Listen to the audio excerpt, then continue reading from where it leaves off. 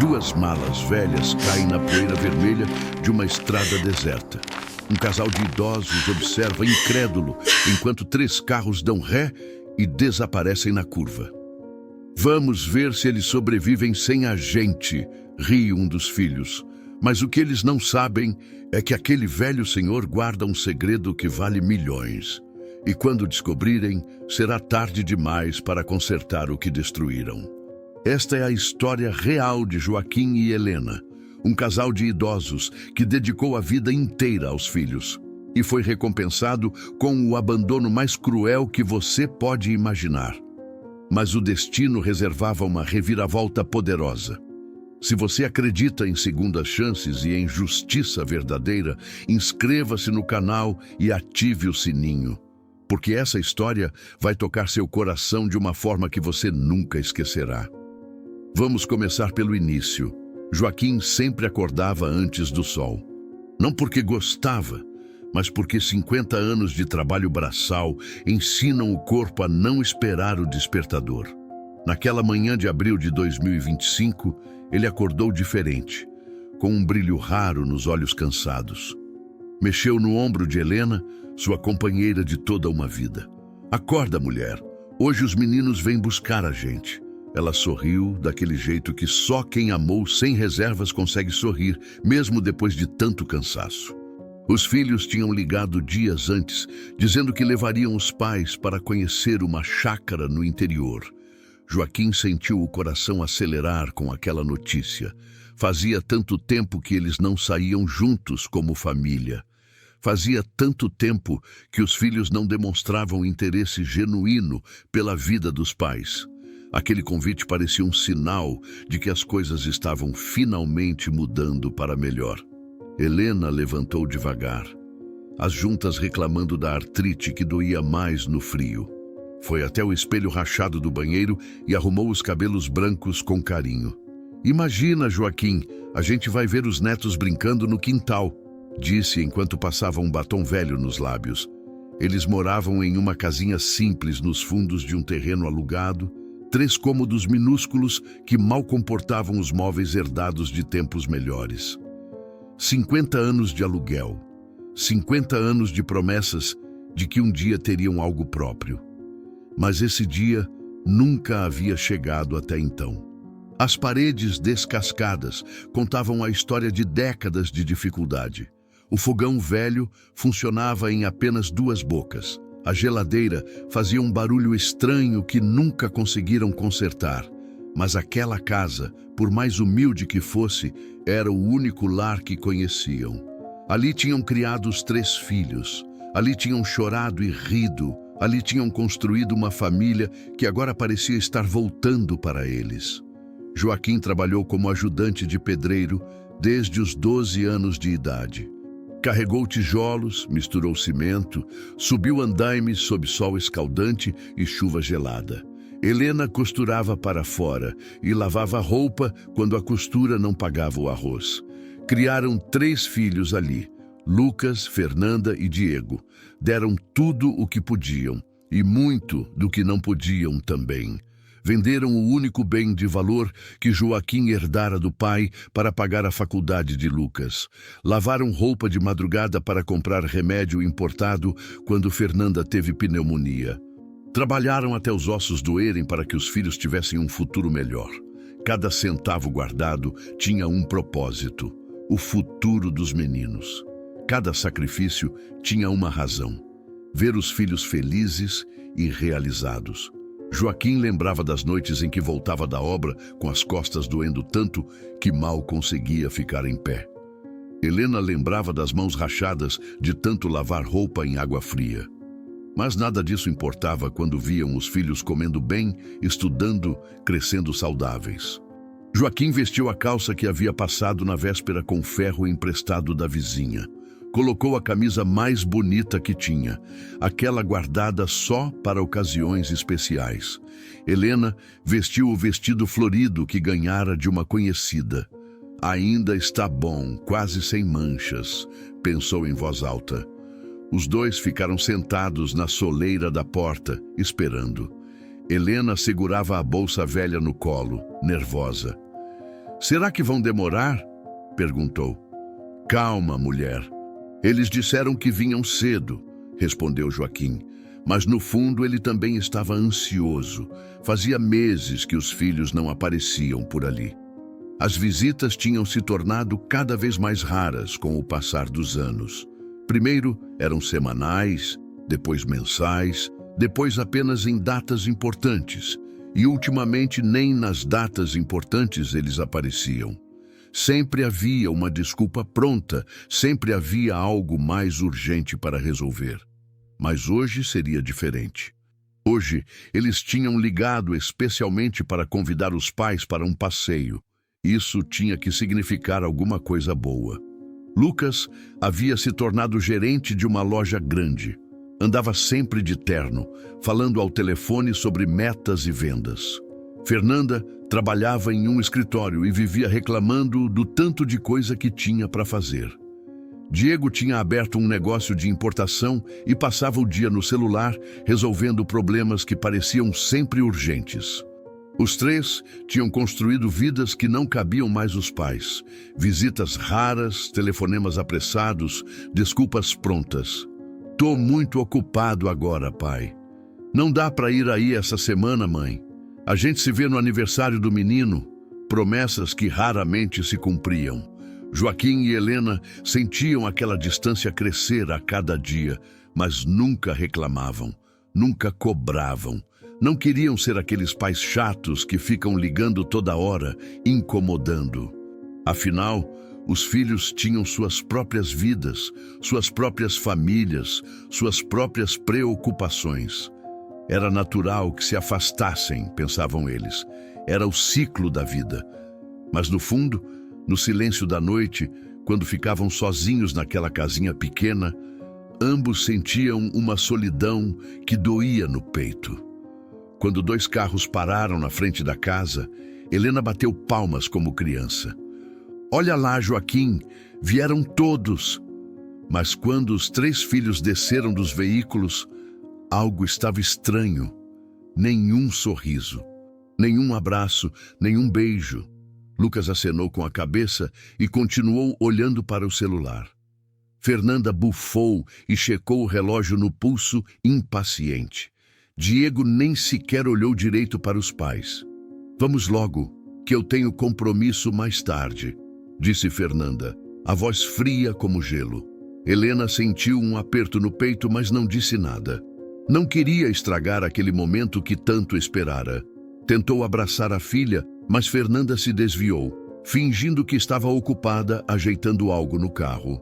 Lucas mal olhou para o pai quando cumprimentou com um aceno rápido de cabeça. Diego estava digitando freneticamente no celular, alheio a tudo ao redor. O clima estava pesado, carregado de algo que Joaquim não conseguia identificar. Mas ele empurrou aquela sensação para o fundo da mente. Devia ser coisa da cabeça dele. Os meninos deviam estar só cansados do trabalho, estressados com a vida corrida da cidade. Joaquim ajudou Helena a entrar no banco de trás do carro de Lucas. Ele ia entrar também quando Diego interrompeu. Pai, o senhor vai no meu carro. Mãe fica com o Lucas. Helena franziu a testa, confusa. Mas a gente não pode ir junto? Não tem espaço. Vamos, não enrola. Respondeu Diego impaciente. Helena olhou para Joaquim assustada. Ele forçou um sorriso como se dissesse que estava tudo bem, mas por dentro algo doía. Uma pontada que ele não conseguia nomear. Algo estava errado. Muito errado, mas ele não queria acreditar no que o coração já sabia. Não queria aceitar que os próprios filhos pudessem estar planejando algo ruim. Eram seus filhos, afinal. Os mesmos que ele tinha embalado no colo quando bebês.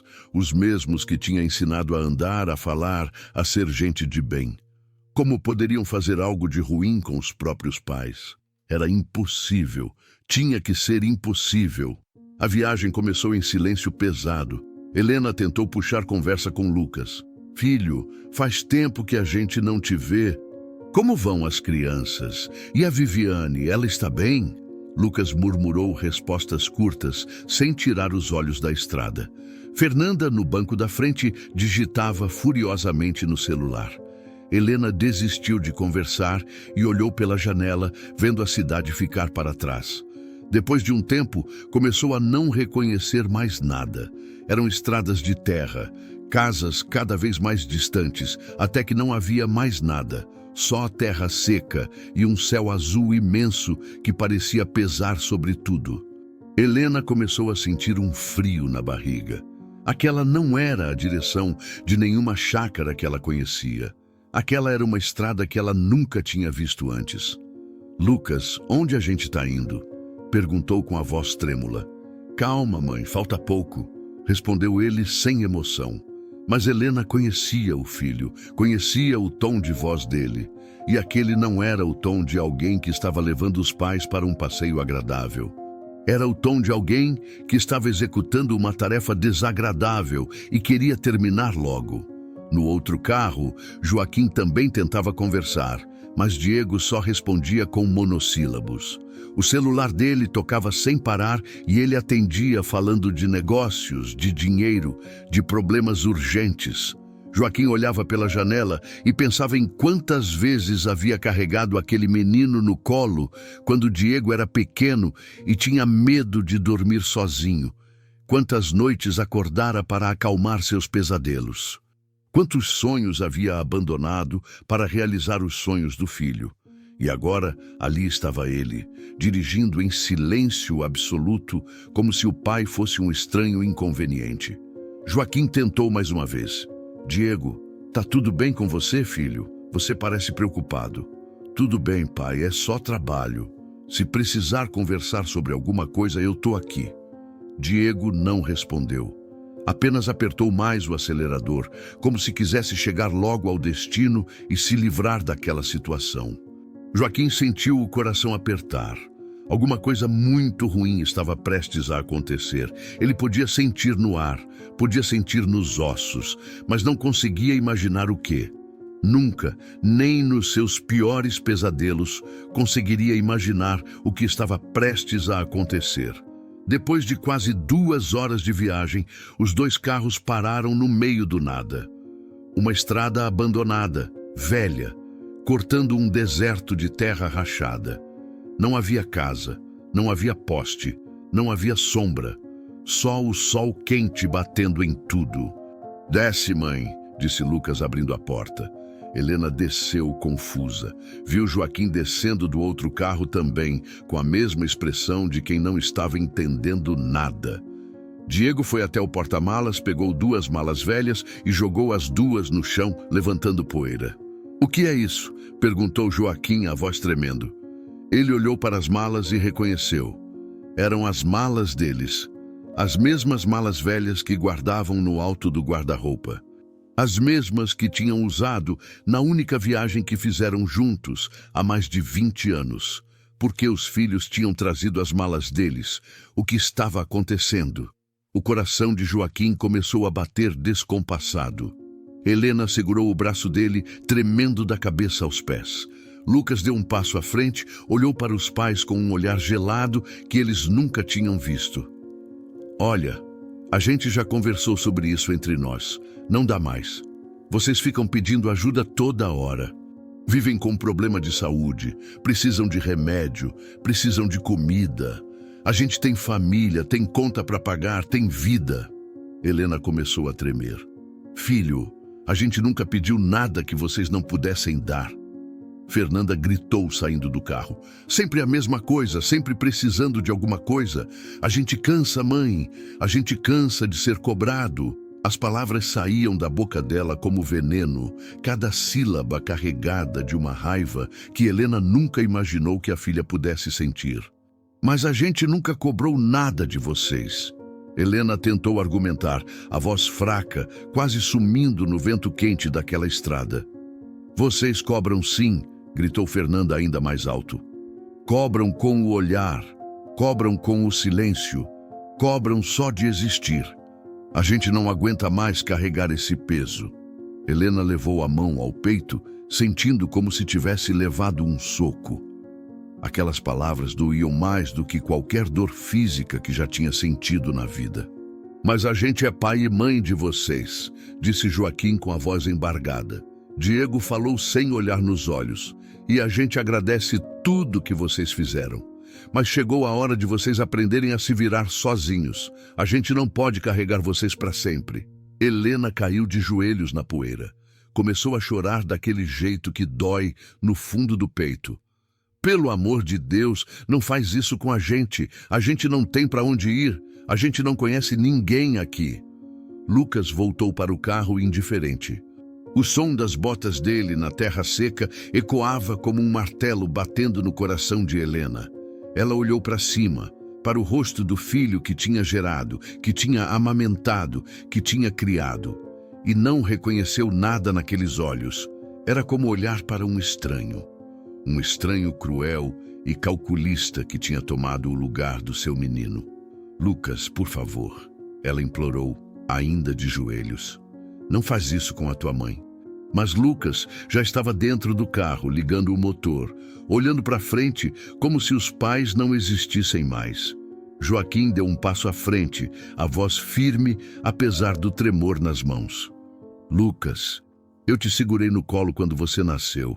Eu trabalhei doente para pagar teu estudo. Eu vendi o único terreno que meu pai me deixou para tu poder fazer aquela viagem de formatura que tu tanto queria. E agora tu vai me largar aqui no meio do nada.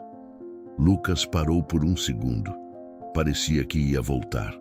Mas Fernanda buzinou. Vamos embora. Quanto mais a gente fica aqui, pior fica. Diego já estava dentro do carro dele, motor ligado. Joaquim viu nos olhos do filho mais velho um lampejo de algo. Culpa, talvez. Ou arrependimento. Mas durou apenas um segundo. Depois o olhar de Lucas ficou duro de novo, fechado, impenetrável. A gente tomou essa decisão em família, pai. Não tem volta. Em família? Repetiu Joaquim, a voz carregada de ironia amarga. Vocês não sabem o que é família. Família não abandona. Família não joga os pais numa estrada para morrer. Vocês não são mais minha família. Foi a única vez na vida que Joaquim disse algo assim. E doeu nele tanto quanto doeu neles. Lucas olhou uma última vez para os pais. Helena estava agarrada no vestido de Fernanda, implorando. Filha, eu te pari. Eu passei 9 meses te carregando. Eu amamentei tu de madrugada. Eu fiquei acordada quando tu tinha febre. Como tu consegue fazer isso? Fernanda se soltou com força, empurrando a mãe. Vocês deram a vida que conseguiram dar.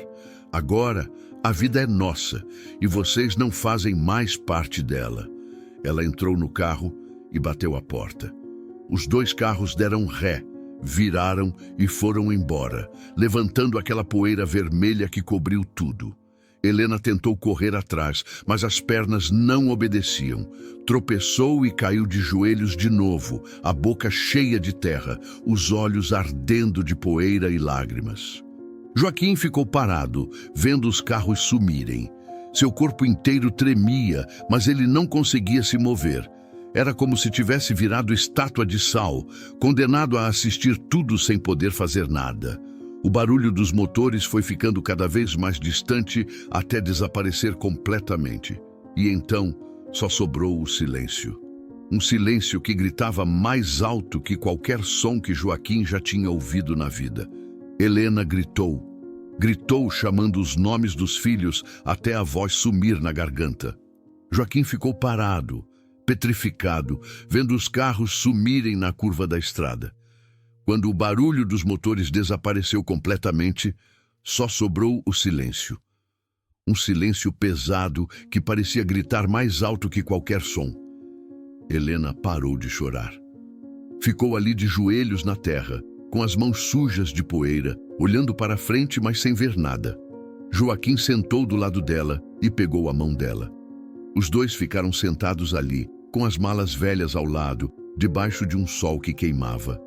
Não havia uma nuvem no céu, não havia um pássaro voando, não havia vida nenhuma naquele lugar. Era como se o mundo inteiro tivesse parado de existir e só sobrasse aquela estrada, aquele calor, aquela dor. Joaquim olhou para Helena e viu que ela estava em choque. Os olhos dela estavam abertos, mas vazios. Ela não piscava, não se mexia, apenas respirava. Helena, Ele chamou baixinho. Ela não respondeu. Helena, olha para mim. Nada. Era como se ela tivesse ido embora junto com os filhos, deixando ali apenas uma casca vazia. A primeira hora foi a pior. Helena não conseguia parar de olhar para a estrada, esperando que os carros voltassem, que um deles tivesse mudado de ideia, que alguém tivesse tido um pingo de consciência, mas a estrada continuava vazia, quente, sem vida. Joaquim levantou devagar. As pernas doíam.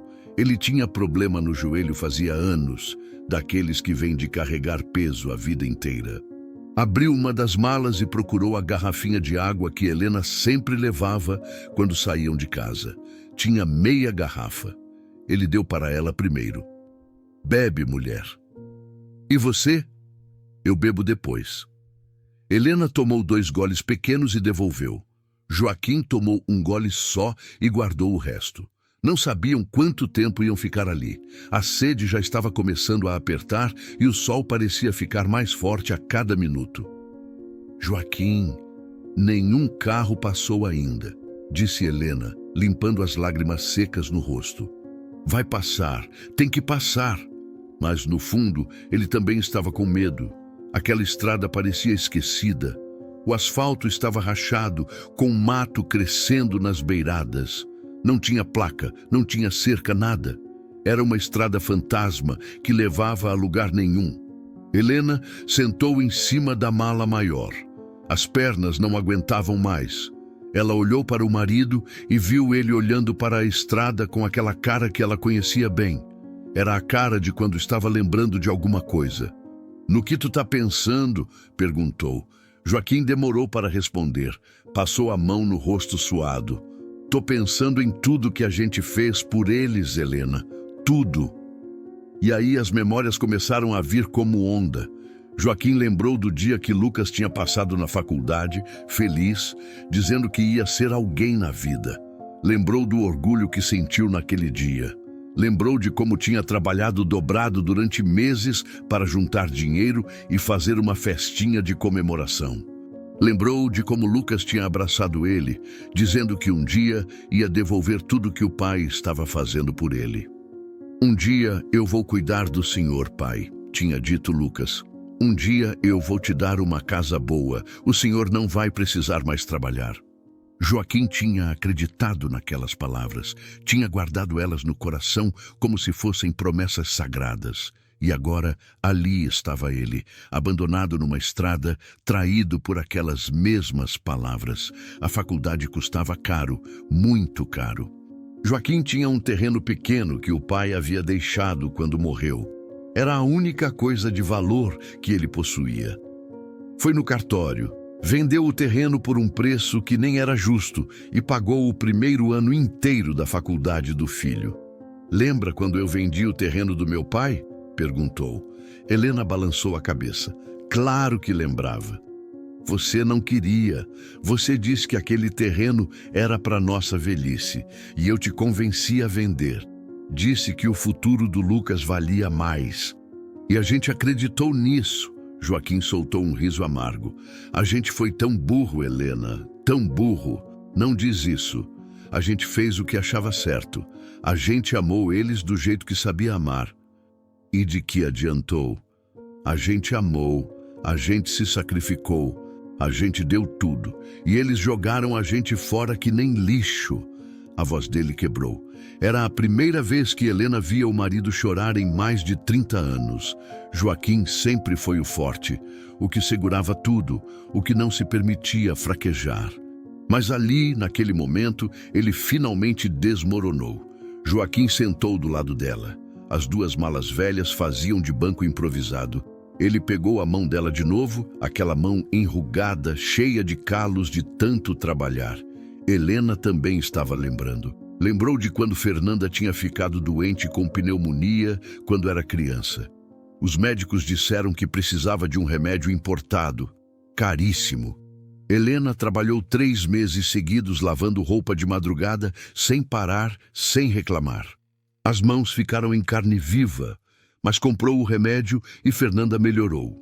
Eu quase destruí minhas mãos para salvar a Fernanda, disse Helena, olhando para as próprias mãos. E hoje ela me empurrou, Joaquim, com força, com raiva. Helena começou a chorar de novo, mas era um choro diferente. Não era mais desespero, era desilusão pura. Era a dor de perceber que todo o amor que tinha dado não significou nada. Será que a gente errou em alguma coisa? Perguntou ela. Será que a gente foi mau pai e mãe? Não, respondeu Joaquim com firmeza. A gente deu o melhor que tinha. Se eles viraram isso, não é culpa nossa. O sol estava no meio do céu agora. Devia ser meio-dia, talvez 1 da tarde. O calor era insuportável. Joaquim levantou, pegou a garrafinha e deu mais um gole para Helena e um para ele. Sobrou um dedo de água. Ele guardou com cuidado. A gente precisa de sombra, disse. Mas não tinha sombra. Só aquele poste de concreto do lado da estrada. Joaquim arrastou as malas até lá e conseguiu um espacinho onde o sol não batava direto. Botou Helena sentada ali e ficou do lado dela. Foi quando eles ouviram o barulho de um motor. Um motor longe ainda, mas vindo na direção deles. Helena levantou num pulo. Joaquim, tem um carro vindo! Os dois ficaram na beira da estrada. O barulho foi ficando mais alto. Era um caminhão velho de carga, pintado de azul desbotado. Joaquim começou a acenar com os 2 braços. Helena também. O caminhão diminuiu a velocidade. Por um momento, pareceu que ia passar direto, mas parou uns metros à frente. Um homem desceu da cabine. Devia ter uns 70 anos, magro, queimado de sol, com uma camisa surrada e um boné velho na cabeça. Ele olhou para o casal de idosos, para as malas no chão e franziu a testa. "O que aconteceu aqui?" perguntou o homem. Joaquim não sabia nem por onde começar. Helena abaixou a cabeça, envergonhada. O homem chegou mais perto e viu que os dois estavam devastados. "Vocês estão bem? Precisam de ajuda? A gente foi largado aqui", disse Joaquim com a voz embargada. "Largado? Como assim largado? Nossos filhos, eles trouxeram a gente até aqui e foram embora." O homem ficou em silêncio por uns segundos, processando aquilo. Depois balançou a cabeça, incrédulo. "Os próprios filhos de vocês fizeram isso?" Helena levantou o rosto, os olhos vermelhos de tanto chorar. "Eles disseram que a gente é um peso, que eles cansaram de cuidar da gente." O homem tirou o boné e passou a mão nos cabelos brancos. Parecia genuinamente chocado. Ele olhou ao redor, para aquela estrada vazia, para o sol escaldante, para as 2 malas velhas jogadas no chão. E então olhou de novo para o casal, vendo ali 2 seres humanos completamente quebrados, física e emocionalmente. "Meu nome é Josué. Eu moro numa cidade aqui perto. Passo por essa estrada todo dia para levar carga." "A gente não quer atrapalhar", disse Joaquim, "mas se o senhor puder dar uma carona até algum lugar onde tem gente..." Josué levantou a mão interrompendo. "Atrapalhar nada. Vocês vão comigo. E não quero nem ouvir obrigado. Isso aqui é obrigação de qualquer ser humano decente."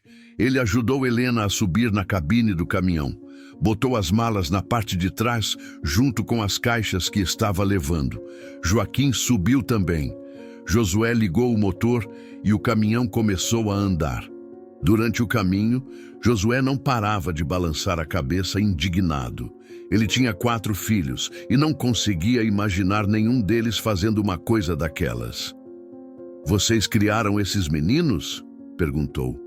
"Criamos", respondeu Joaquim. "Demos tudo o que pudemos e muito do que não podíamos também. Pagamos estudo, faculdade, curso, viagem, tudo."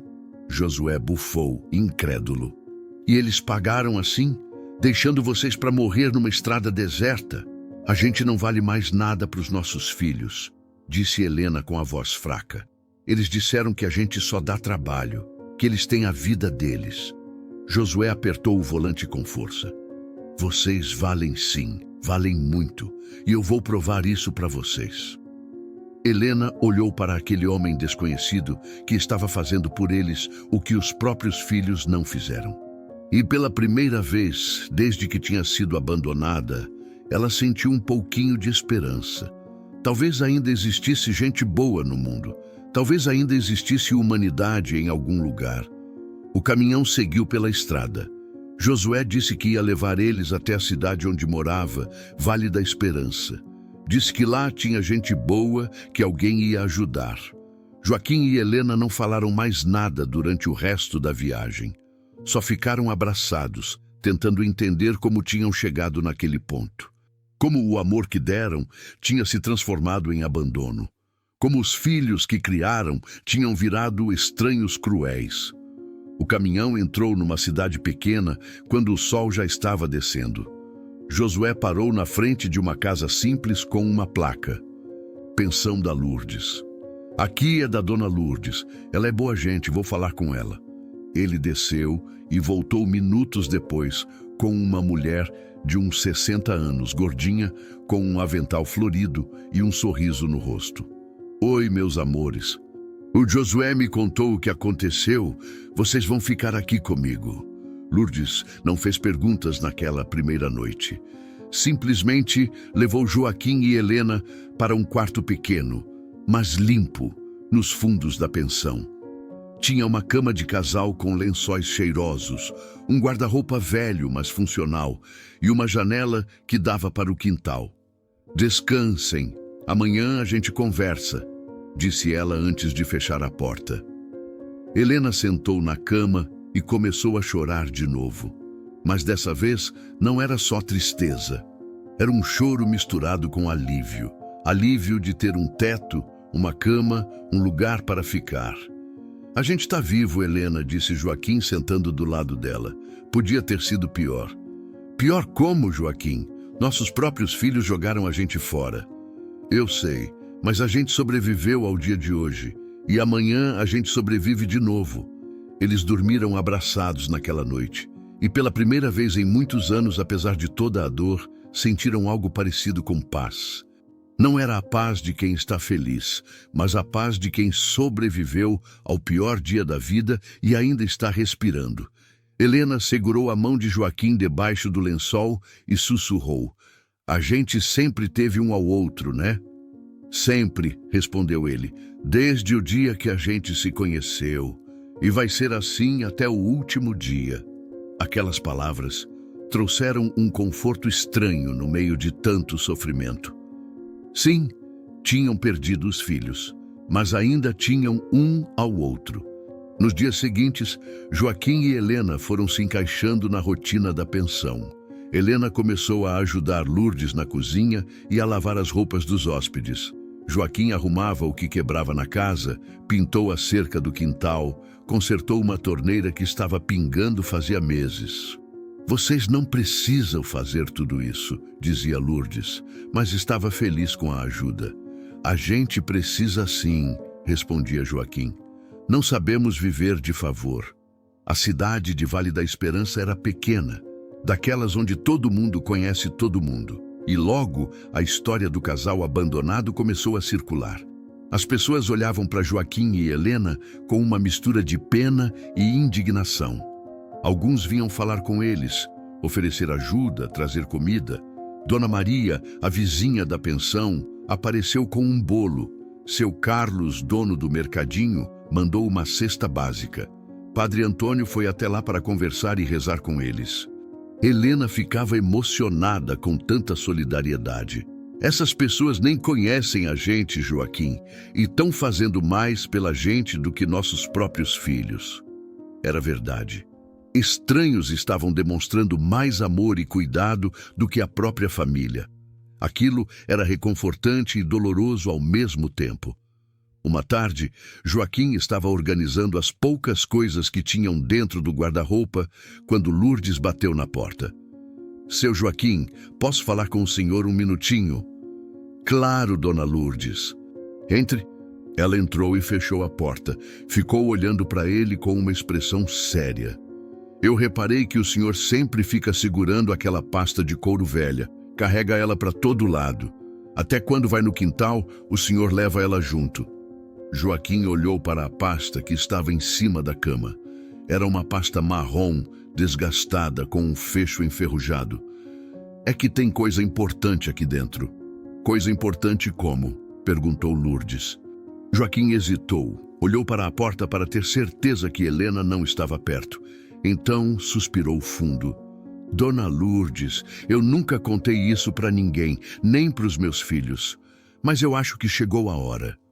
Ele abriu a pasta devagar, tirou de dentro um envelope amarelado pelo tempo. Dentro do envelope tinha documentos velhos, alguns escritos à mão, outros datilografados.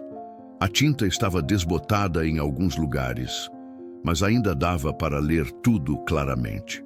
Quando meu pai morreu, ele me deixou um terreno. Eu vendi aquele terreno para pagar a faculdade do Lucas. Mas o que ninguém sabe é que meu pai tinha outro terreno. Lourdes pegou os papéis com cuidado.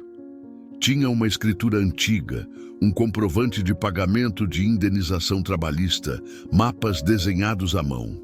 E esse terreno ainda existe? Perguntou. Existe. Fica numa região que na época era zona rural, mas de uns anos para cá a cidade cresceu. Aquela região hoje é zona comercial. O senhor já foi atrás de saber quanto vale? Nunca fui. Eu guardei esses papéis a vida inteira pensando em deixar de herança para os meus filhos. Queria que eles tivessem alguma coisa quando eu morresse, alguma coisa que compensasse toda a pobreza que passaram por minha causa. Joaquim sentou na cama, a voz embargada. Mas depois do que eles fizeram, Lourdes, depois de me jogarem naquela estrada que nem um cachorro, eu não sei mais o que fazer com isso. Lourdes sentou do lado dele, pegou a mão dele com carinho. Seu Joaquim, o senhor precisa procurar um advogado. Precisa ver se esses documentos ainda valem alguma coisa. Porque se valerem, o senhor e a dona Helena podem ter um final de vida digno. Não por causa de dinheiro, mas por causa de justiça. Mas advogado é caro. Eu conheço um aqui na cidade, Dr. Renato. Ele é bom e justo. Vou falar com ele. Na manhã seguinte, Lourdes levou Joaquim e Helena até um escritório pequeno, no centro da cidade. Dr. Renato era um homem de uns 40 anos, sério, mas simpático. Ele ouviu a história toda enquanto examinava os documentos. Quando terminou de ler, ficou em silêncio por um tempo que pareceu eterno. Tirou os óculos, limpou as lentes, colocou de volta. Olhou para Joaquim com uma expressão difícil de decifrar. Seu Joaquim, o senhor tem ideia de onde fica esse terreno hoje? Mais ou menos. Sei que é perto da avenida principal da capital. Renato abriu o computador e digitou o endereço. Ele clicou em algumas coisas, a tela mostrou um mapa. Aumentou a imagem, clicou de novo e então parou. Meu Deus do céu, murmurou. O que foi? Perguntou Helena, assustada. Renato virou a tela do computador para eles. Na imagem tinha um terreno enorme no meio de uma avenida cheia de prédios comerciais, lojas, bancos. Esse terreno hoje vale uma fortuna mesmo. Estou falando de milhões. Joaquim ficou olhando para a tela sem conseguir processar o que estava vendo. Helena levou a mão à boca, tentando segurar o choro que já estava vindo. Lourdes teve que se apoiar na parede. O silêncio que caiu naquela sala era tão pesado que parecia ter peso físico. Milhões, repetiu Joaquim como se a palavra não fizesse sentido. Doutor, o senhor tem certeza? Renato virou a tela de volta e começou a explicar. Mostrou fotos aéreas da região, valores de terrenos vizinhos que tinham sido vendidos recentemente, relatórios de mercado imobiliário. Seu Joaquim, esse terreno está numa localização privilegiada. É uma área totalmente comercial. Hoje tem banco, shopping, prédio empresarial. Um terreno desse tamanho nessa região vale no mínimo 8 milhões. Pode chegar a 10, dependendo da negociação. Helena começou a tremer. Lourdes fez ela sentar antes que desmaiasse. Joaquim continuava olhando para aquela tela, para aquele terreno que o pai dele tinha deixado décadas atrás. Um terreno que era apenas mato e terra na época, mas que hoje valia mais dinheiro do que ele conseguiria ganhar em 10 vidas trabalhando. Eu passei a vida inteira pobre, disse Joaquim com a voz embargada. Passei fome, passei frio, trabalhei até quebrar o corpo. E o tempo todo eu tinha isso guardado? O senhor não podia imaginar, disse Renato. Ninguém podia prever que aquela região ia se desenvolver assim, mas aconteceu. E agora o senhor precisa decidir o que vai fazer. Joaquim olhou para Helena. Ela ainda estava em choque, tentando processar aquela informação impossível. A gente precisa pensar, disse Joaquim finalmente. Precisa pensar muito bem no que fazer. Dr. Renato concordou. Claro, mas deixa eu te avisar uma coisa. Quando um terreno desse valor aparece no mercado, as pessoas ficam sabendo. Construtoras, investidores, corretores, é questão de tempo até começarem a procurar o senhor. E os meus filhos? Perguntou Joaquim. Eles também vão ficar sabendo? Eventualmente sim. Se alguém fizer uma pesquisa de herdeiros, o nome deles vai aparecer. Joaquim assentiu devagar. Ele sabia que aquele segredo não ia durar para sempre. Sabia que quando os filhos descobrissem sobre o terreno, iam voltar.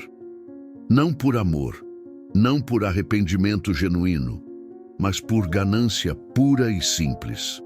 E ele precisava estar preparado para aquele momento. Precisava estar forte o suficiente para não ceder. Porque, se tinha aprendido alguma coisa com aquele abandono cruel, era que o amor verdadeiro não se compra com dinheiro. E que família de verdade não aparece só quando tem herança em jogo. 2 semanas depois, um homem de terno bateu na porta da pensão. O senhor é Joaquim? Sou eu. Meu nome é Cláudio. Trabalho para a construtora Imperial. A gente está interessada em adquirir um terreno que pertence ao senhor. Joaquim sentiu o sangue gelar. Como o senhor sabe desse terreno? A gente faz pesquisa de propriedade na região onde quer construir. Encontramos o registro antigo do processo trabalhista do pai do senhor. Viemos fazer uma oferta. Estamos dispostos a pagar 7 milhões à vista. Joaquim respirou fundo.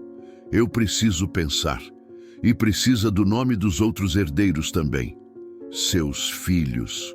A gente quer fazer a oferta para a família toda. E foi aí que Joaquim entendeu. Se aquele homem estava ali procurando os herdeiros, oferecendo milhões, era porque outras pessoas iam saber do terreno. E se outras pessoas iam saber, era questão de tempo até os filhos descobrirem. Meus filhos moram longe, disse Joaquim. Eu não tenho contato com eles. Sem problema. A gente tem investigadores que localizam herdeiros. É parte do processo. O homem deixou um cartão e foi embora. Joaquim ficou parado, segurando aquele cartão, sentindo que uma tempestade estava vindo. E ele estava certo. A tempestade estava chegando mais rápido do que imaginava. 2 semanas depois, Cláudio e sua equipe localizaram Lucas, Fernanda e Diego. Foram até cada um deles e contaram sobre o terreno valioso que o pai tinha. Mostraram os números, as possibilidades, a fortuna que estava ali esperando. A reação dos 3 foi imediata.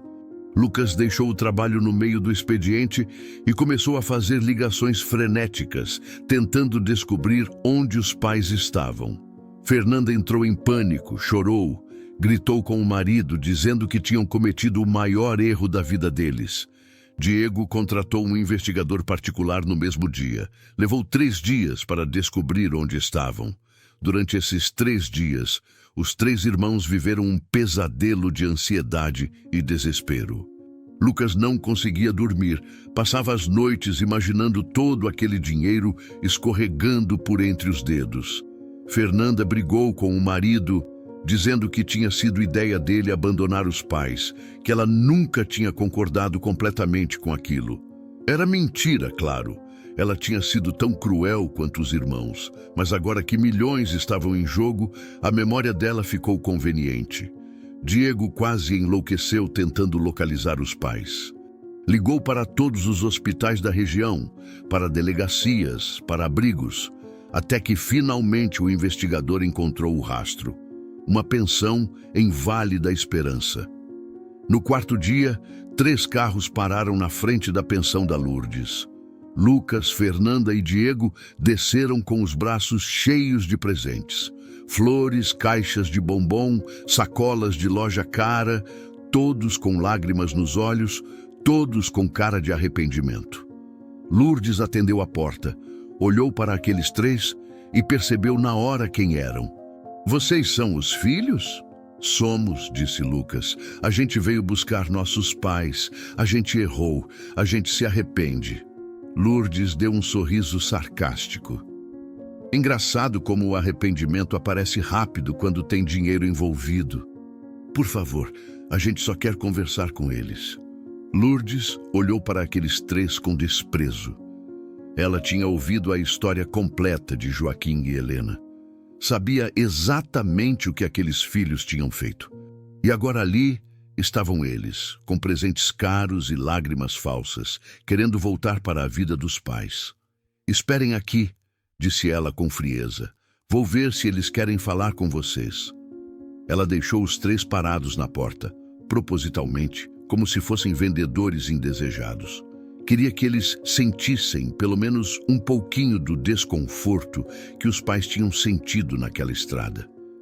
Lourdes foi até o quintal, onde Joaquim estava regando as plantas e Helena estava estendendo roupa.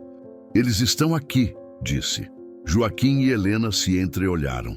Aquele momento tinha que chegar. Os 2 sabiam disso. Eles entraram na sala e viram os 3 filhos ali com aquelas caras falsas de arrependimento. E Joaquim percebeu uma coisa: ele não sentiu nada. Nem raiva, nem amor, nem tristeza. Só um vazio frio onde antes morava uma família. Lucas foi o primeiro a tentar se aproximar. Largou as sacolas no chão e abriu os braços como se fosse abraçar o pai. Tinha lágrimas escorrendo no rosto dele. Lágrimas que pareciam tão reais, tão convincentes. Mas Joaquim conhecia aquele filho. Conhecia cada maneirismo, cada expressão, e sabia distinguir lágrimas verdadeiras de lágrimas calculadas. Aquelas eram calculadas. Aquelas eram lágrimas de quem tinha muito a perder e estava desesperado para recuperar o que podia. "Pai, a gente procurou vocês por todos os lados.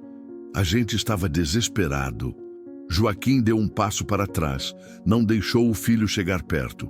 Aquele gesto simples fez Lucas congelar no meio da sala.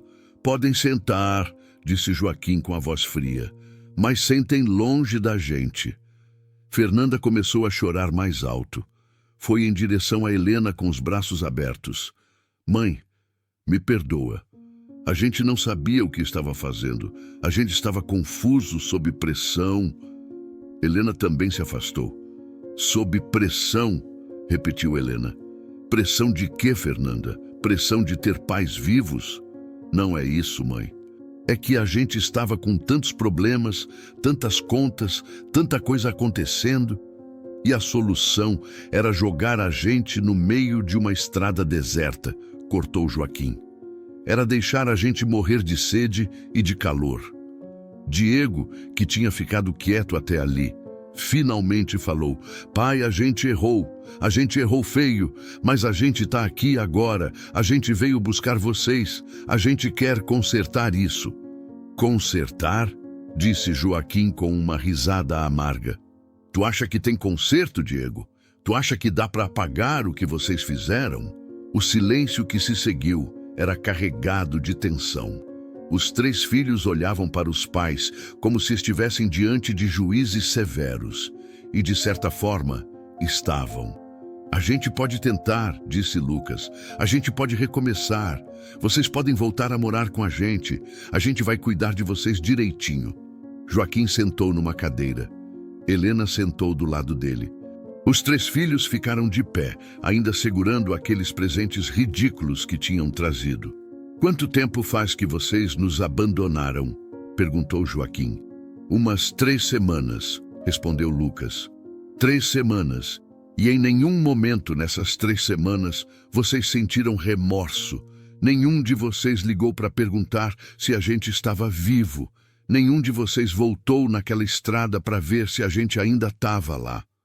"A gente estava com vergonha", falou Fernanda baixinho. Vergonha, disse Helena, levantando a voz pela primeira vez. Vergonha é o que eu senti quando tu me empurrou e entrou naquele carro. Vergonha é o que eu senti quando vi meus próprios filhos indo embora rindo enquanto eu implorava de joelhos. A gente não estava rindo, mãe. Tava sim, eu ouvi. Vamos ver se eles sobrevivem sem a gente. Foi isso que um de vocês disse. E os outros riram. O silêncio que caiu na sala era pesado como chumbo. Lucas olhou para o chão. Fernanda enxugou as lágrimas falsas. Diego mexia no celular, nervoso, incapaz de sustentar o olhar dos pais por mais de alguns segundos. Então me diz uma coisa, continuou Joaquim. O que mudou? Por que vocês apareceram agora? Por que a gente se arrependeu? Disse Lucas rápido demais. Mentira. Joaquim bateu a mão no braço da cadeira. Vocês vieram aqui por causa do terreno. Aquela construtora entrou em contato com vocês, não foi? A cara dos três mudou na hora.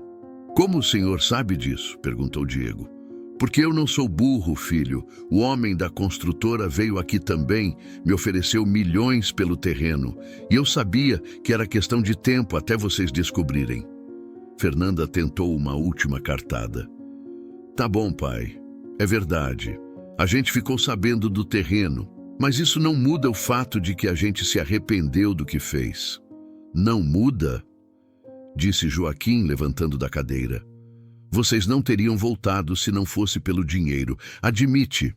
Admite que vocês estão aqui só por causa da herança. Não é só por isso, gritou Lucas. A gente é sua família, a gente tem direito a essa herança. E pronto, a máscara tinha caído completamente. Joaquim sorriu. Era um sorriso triste de quem acabou de ter a confirmação do que já sabia. Era o sorriso de alguém que tinha acabado de perder os últimos resquícios de esperança de que os filhos pudessem ser diferentes. Direito? Vocês acham que tem direito? O terreno era do nosso avô, falou Diego. Passou para o senhor e um dia vai passar para a gente. É assim que funciona. É assim que funciona, concordou Joaquim, balançando a cabeça. Família cuida de família. Família não abandona. Família não joga os pais numa estrada para morrer. Mas vocês fizeram tudo isso. Então me diz, vocês ainda são minha família? Pai, não fala assim, implorou Fernanda. Eu vou falar do jeito que eu quiser. Vocês destruíram essa família. Vocês cuspiram em tudo que eu e sua mãe fizemos por vocês. Helena segurou o braço do marido, tentando acalmá-lo. O coração dele não era mais bom. Ele não podia ficar nervoso assim. Joaquim, calma. Não, Helena. Eles precisam ouvir isso. Ele olhou para cada um dos filhos. Eu trabalhei 50 anos quebrando o corpo em obra. Tua mãe lavou roupa até as mãos sangrarem. A gente passou fome para vocês comerem. A gente usou roupa velha para vocês terem roupa nova. Eu vendi o único terreno que meu pai me deixou para pagar a faculdade do Lucas. E agora vocês vêm aqui fingir arrependimento só porque descobriram que existe outro terreno? Lucas insistiu. A gente não tá fingindo. Tá sim. E sabe como eu sei? Porque vocês nem perguntaram como a gente sobreviveu. Vocês nem quiseram saber como a gente chegou até aqui, quem ajudou a gente, se a gente passou fome, se a gente está doente. A única coisa que vocês querem saber é do terreno. Lourdes, que estava quieta assistindo tudo, finalmente entrou na conversa. Eu só queria dizer uma coisa. Eu acolhi esses dois senhores na minha casa. Dei comida, dei cama, dei carinho, e vocês sabem por quê? Porque eles são seres humanos que mereciam dignidade. Vocês, os próprios filhos deles, não deram isso. Vocês trataram os pais de vocês pior do que eu trataria um desconhecido na rua. Lucas tentou argumentar. A senhora não entende. A gente estava passando por um momento difícil. A gente... Não me interessa, cortou Lourdes. Não existe justificativa no mundo que explique o que vocês fizeram. Nenhuma. A sala ficou em silêncio de novo. Os três filhos perceberam que não tinham aliados ali. Perceberam que suas lágrimas falsas e seus presentes caros não iam funcionar. Joaquim se levantou e caminhou até a janela. Ficou olhando para o quintal, para as plantas que tinha regado naquela manhã, para aquela vida simples, mas digna que tinha construído ali em poucas semanas. "Vocês querem saber o que eu vou fazer com o terreno?" perguntou Joaquim sem se virar. Vou vender pelo melhor preço que conseguir e vou usar esse dinheiro para viver com dignidade os anos que me restam. Vou ajudar quem me ajudou quando eu não tinha nada. Vou fazer o bem para pessoas que merecem e vocês, meus filhos, não vão ver um centavo sequer." "O senhor não pode fazer isso", gritou Diego. "A gente tem direito legal à herança. Vocês têm direito ao que sobrar quando eu morrer", disse Joaquim, se virando para encarar os filhos. "E pode ter certeza que não vai sobrar nada. Eu vou gastar tudo em vida, porque o dinheiro é meu e eu faço o que eu quiser com ele." Fernanda começou a chorar de verdade agora. Não eram mais lágrimas falsas. Eram lágrimas de desespero de quem percebeu que tinha perdido tudo. "Pai, por favor." "Não", disse Joaquim com firmeza. "Acabou. Vocês fizeram a escolha de vocês naquela estrada. Agora eu estou fazendo a minha. Podem ir embora e não voltem mais." Os 3 filhos ficaram parados por um momento, sem saber o que fazer. Então Lucas pegou os presentes do chão e os 3 saíram em silêncio. Quando a porta se fechou, Joaquim sentou de novo e segurou a mão de Helena. E pela primeira vez desde o abandono, ele sentiu algo parecido com paz. Joaquim e Helena tomaram uma decisão que chocou os filhos. Venderam o terreno por R$ 9 milhões, mas ao invés de guardar tudo para si ou deixar de herança, fizeram algo extraordinário. Deram R$ 1 milhão para Lourdes, que os acolheu quando não tinham nada, 500 mil para Josué, que os salvou na estrada. Doaram R$ 2 milhões para instituições que cuidam de idosos abandonados e para construir uma casa de acolhimento. Com o resto, compraram uma casa simples em Vale da Esperança e viveram seus últimos anos com dignidade, ajudando quem precisava. Mas a história não acabou ali. Joaquim e Helena decidiram usar parte do dinheiro para criar um projeto que pudesse ajudar outros idosos em situação de vulnerabilidade. Compraram um terreno grande na cidade e construíram um lar para idosos abandonados, com quartos confortáveis, uma horta comunitária, sala de convivência e uma pequena capela. Chamaram o lugar de Recomeço. Todo idoso que chegava ali era recebido com amor, respeito e dignidade. Joaquim passava as manhãs cuidando da horta e conversando com os moradores. Helena comandava a cozinha e organizava rodas de artesanato. O lugar se tornou um refúgio de esperança em meio ao abandono que tantos idosos enfrentam no Brasil de 2025. Os filhos entraram na justiça, mas como Joaquim e Helena gastaram o dinheiro em vida ajudando pessoas, sobrou muito pouco. A lei garantia que os filhos teriam direito à metade do que restasse quando os pais morressem, mas não restou quase nada. A maior herança que Joaquim e Helena deixaram não foi dinheiro. Foi uma lição de dignidade, amor e humanidade que ecoou por toda aquela cidade pequena. O processo judicial durou meses. Lucas, Fernanda e Diego contrataram advogados caros e brigaram na justiça tentando provar que os pais estavam sendo manipulados, que não tinham capacidade mental para tomar decisões, que alguém estava se aproveitando deles. Mas o juiz que cuidou do caso ouviu a história toda, viu os documentos que provavam o abandono, conversou pessoalmente com Joaquim e Helena e decidiu que eles tinham total direito de fazer o que quisessem com o próprio dinheiro. A sentença foi dura com os filhos. A lei protege o direito à herança, mas não obriga pais a manter patrimônio para filhos que os abandonaram. A doação em vida é um direito legítimo. Quando a decisão saiu, Lucas quebrou o celular de raiva. Fernanda entrou em depressão. Diego se afundou em dívidas tentando manter um padrão de vida que não podia mais sustentar, contando com uma herança que nunca chegou. 2 anos depois, algo inesperado aconteceu. A nora de Joaquim, a esposa de Lucas, apareceu na porta da casa deles com um bebê no colo.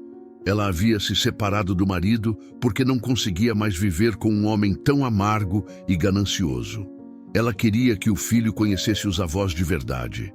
Joaquim e Helena ganharam parte da família de volta, não os filhos que criaram, mas uma nora corajosa e um neto inocente que merecia conhecer o amor verdadeiro. O nome dela era Viviane. Ela chegou num dia de chuva, molhada, cansada, com o bebê de apenas 6 meses enrolado numa mantinha azul. Bateu na porta da casa com timidez. Quando Helena abriu e viu quem era, ficou sem reação. Dona Helena, por favor, me escuta. Eu sei que o Lucas fez coisas horríveis com a senhora e com o seu Joaquim. Eu tentei impedir na época, mas ele não me escutou. Eu me separei dele faz 2 meses. Não aguento mais viver com um homem que só pensa em dinheiro e que foi capaz de fazer o que fez com os próprios pais. E eu queria que meu filho conhecesse os avós. Os avós de verdade, não aquele homem cheio de amargura que o Lucas se tornou. Helena começou a chorar. Pegou o bebê no colo e sentiu o coração derreter.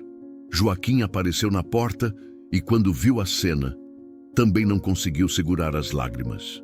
Eles convidaram Viviane para entrar. Conversaram horas. Ela contou como Lucas tinha mudado depois da decisão do terreno, como tinha ficado obcecado com dinheiro, como tinha se tornado uma pessoa irreconhecível. Na noite daquele dia, sentados no quintal como sempre faziam, Joaquim disse algo que Helena nunca esqueceu. Sabe o que eu aprendi com tudo isso? Que família não é quem te dá a vida. Família é quem faz sua vida valer a pena. Família é quem fica quando não sobra mais nada. Família é quem te ama, não pelo que tu tem, mas pelo que tu é. Helena concordou, olhando para o netinho dormindo no berço improvisado que tinham montado no quarto de hóspedes. A gente perdeu 3 filhos, mas ganhou uma nora e um neto, e ganhou uma cidade inteira que nos acolheu. Era verdade. Joaquim e Helena se tornaram figuras queridas em Vale da Esperança. As pessoas os cumprimentavam na rua, paravam para conversar, convidavam para almoços e festas. Eles tinham mais família naquela cidade pequena do que tiveram a vida inteira com os próprios filhos. O lar Recomeço prosperava. Mais de 20 idosos moravam lá, todos com histórias parecidas com a de Joaquim e Helena.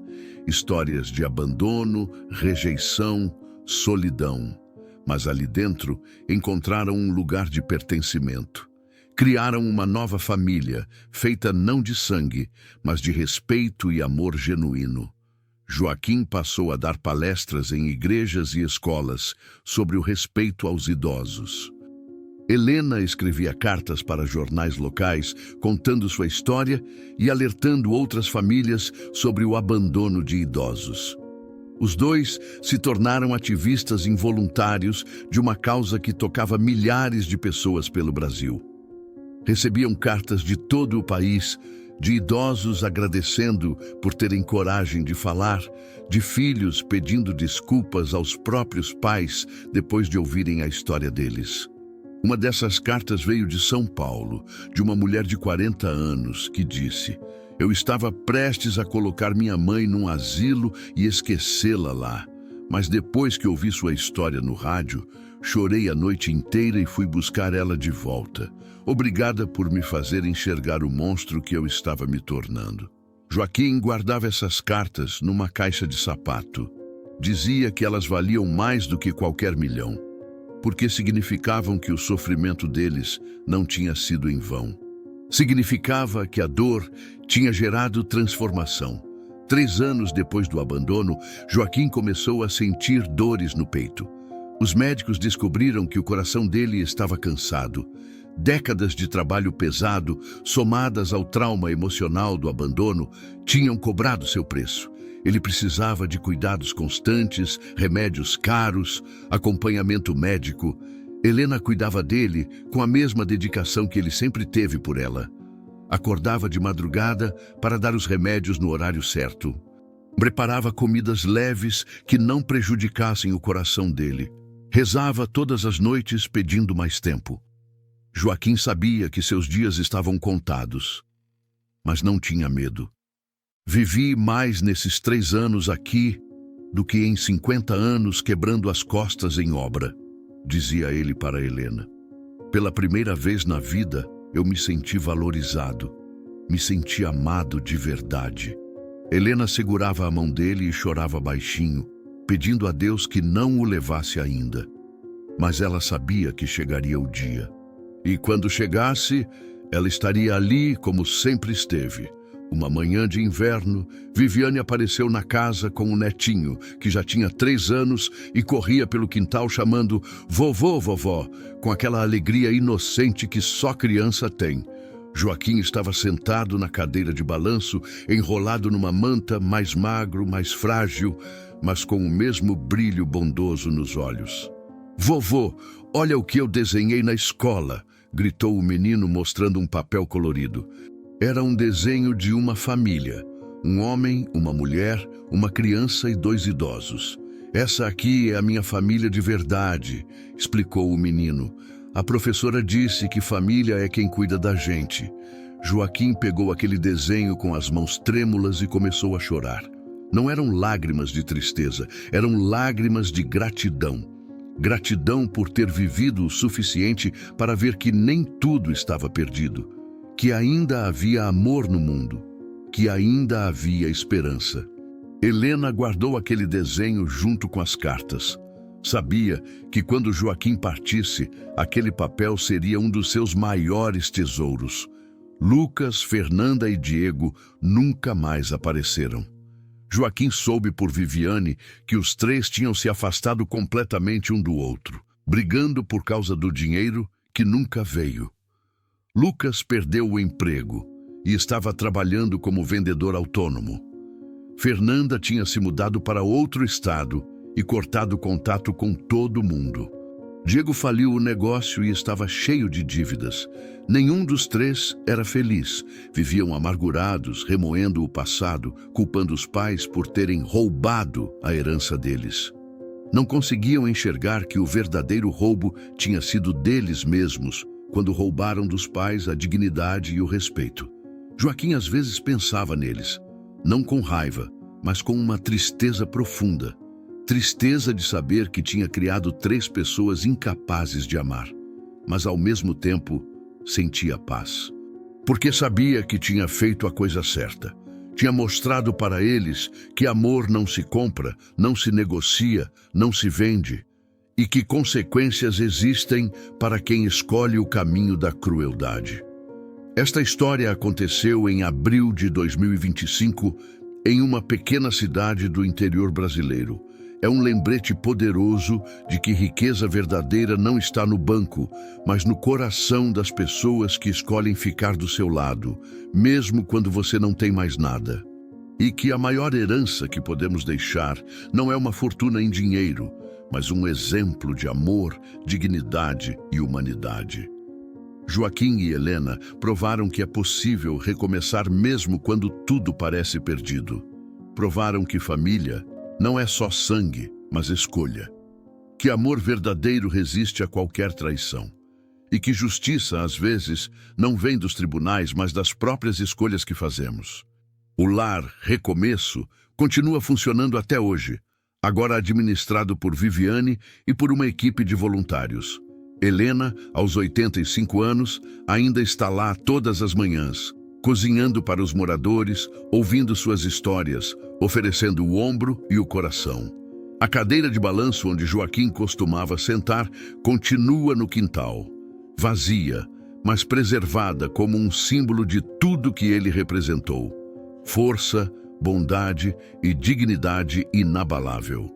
Na entrada do lar, há uma placa de bronze com uma frase que Joaquim gostava de repetir: "Aqui ninguém é abandonado. Aqui todo mundo tem valor. Aqui todo mundo é família."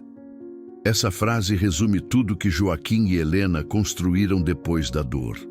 Construíram um legado que nenhum dinheiro poderia comprar, um legado de amor que atravessa gerações e toca corações. Quando pessoas visitam o lar e ouvem a história do casal, sempre saem transformadas. Muitas voltam para casa e ligam para os pais que estavam distantes. Outras abraçam os avós que estavam esquecidos em asilos. Algumas choram ao perceber que estavam repetindo os mesmos erros de Lucas, Fernanda e Diego. A história de Joaquim e Helena se tornou um movimento silencioso de reconciliação familiar em todo o país. Não por causa do dinheiro que eles tinham, mas por causa do amor que escolheram espalhar mesmo depois de terem sido tão profundamente feridos. Há um ditado antigo que diz: o que você planta, você colhe. Lucas, Fernanda e Diego plantaram abandono e colheram solidão, plantaram ganância e colheram amargura, plantaram rejeição e colheram vazio.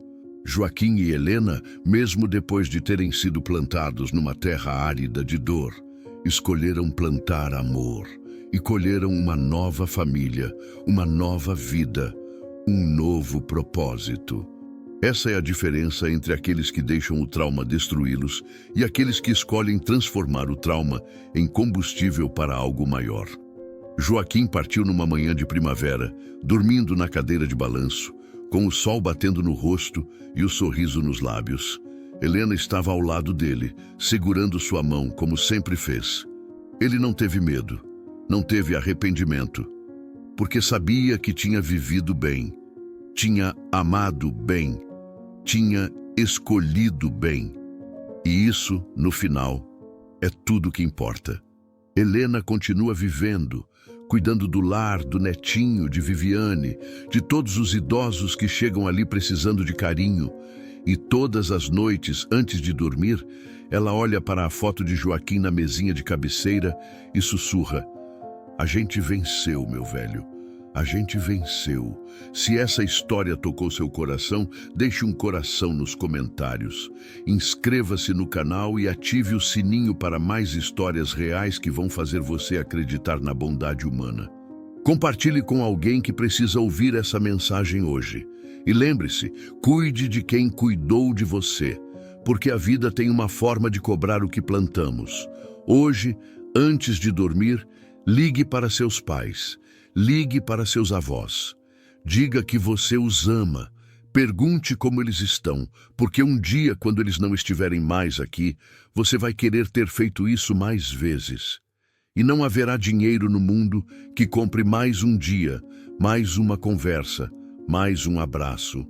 A história de Joaquim e Helena não é só sobre abandono e justiça.